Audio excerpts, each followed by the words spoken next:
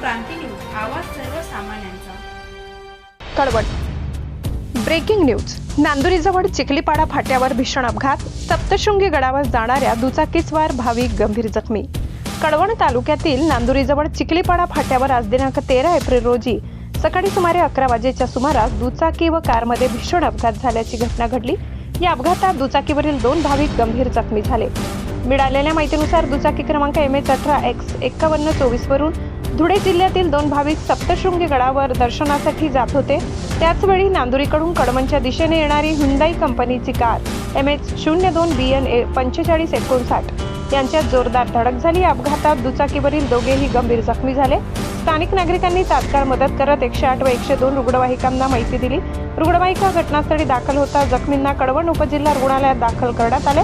मात्र प्रकृती चिंताजनक असल्याने त्यांना पुढील उपचारासाठी नाशिक जिल्हा रुग्णालयात हलविण्यात आले. दरम्यान अपघातातील जखमींची ओळख अद्याप समजू शकलेली नाही.